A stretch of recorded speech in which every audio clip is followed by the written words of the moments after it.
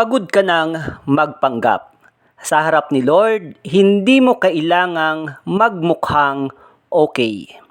Reflection from the Gospel of Matthew chapter 23 and from verse 27 to 28, it says, "Kayo'y parang mga pinaputing libingan na maganda sa labas, ngunit puno naman ng kabulukan sa loob."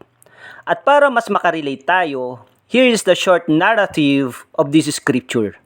Sa Matthew 23, kinakausap ni Jesus ang mga Pariseo at mga guro ng kautusan.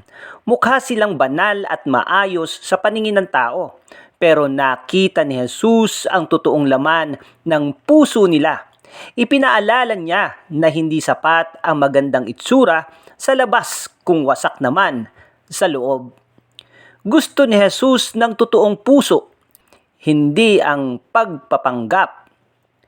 Welcome to Morning Mirror, your daily reflection.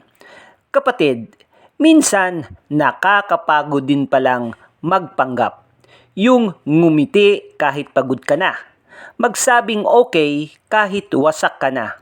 Magmukhang strong kahit hirap ka na.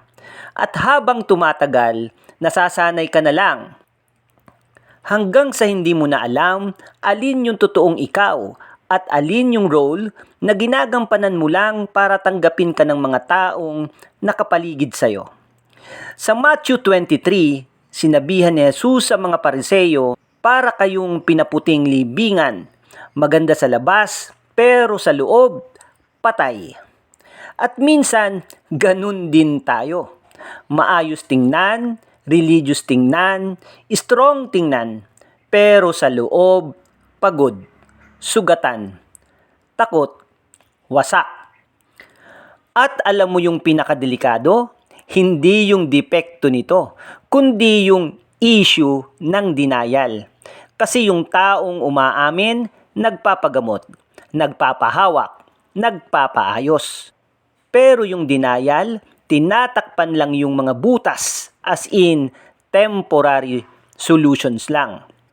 Parang sasakyan na may sira, habang dinidinay mo at hindi binibigyan ng totoong atensyon para maayos, lalo lang lumalala. At habang tumatagal, mas maraming parte ng buhay mo ang nadadamay. Pakinggan mo ito, kapatid. Hindi na nasusurpresa si Lord sa kalagayan mo kasi siya ang gumawa sa'yo. Alam niya saan ka sugatan, saan ka mahina, saan ka sirang-sira. At dahil siya ang manufacturer mo, kayang-kaya rin niyang ayusin ang sira sa'yo.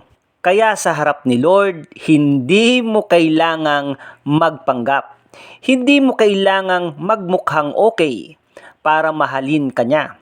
And to drive out my point, allow me to use this simple illustration. Kapag bumili ka ng isang bagay, may nakalagay na manufacturer.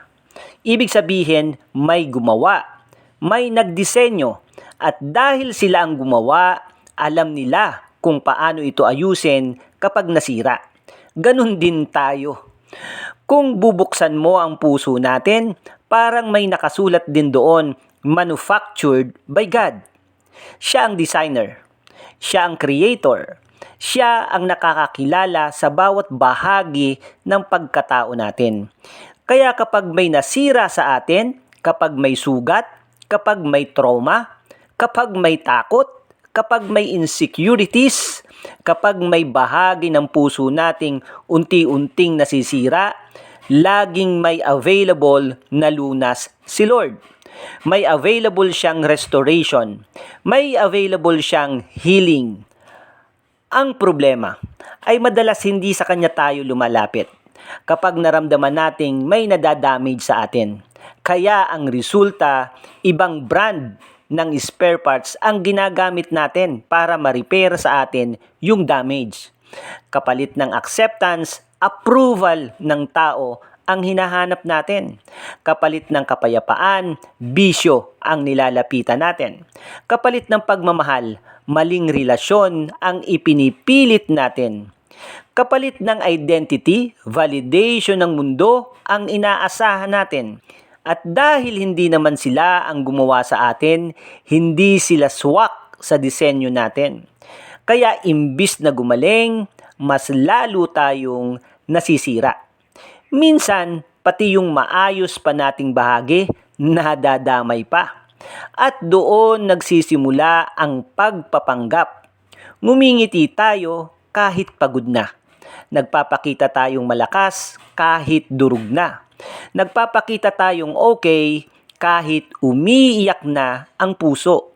Pero alam mo ang maganda kay Lord, hindi niya kailangan ang performance mo. Hindi niya kailangan ang maskara mo.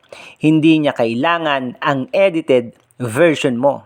Ang kailangan niya lang yung totoong ikaw. Dahil kung sino ang gumawa sa'yo, for sure, siya rin ang makakaayos kung anuman ang damage sa'yo. At walang sira sa puso mo na hindi kayang abutin ng kamay ng gumawa nito. Baka nga kaya mas pagod ka ngayon kasi sobrang tagal mo nang binubuhat yung image na hindi naman ikaw.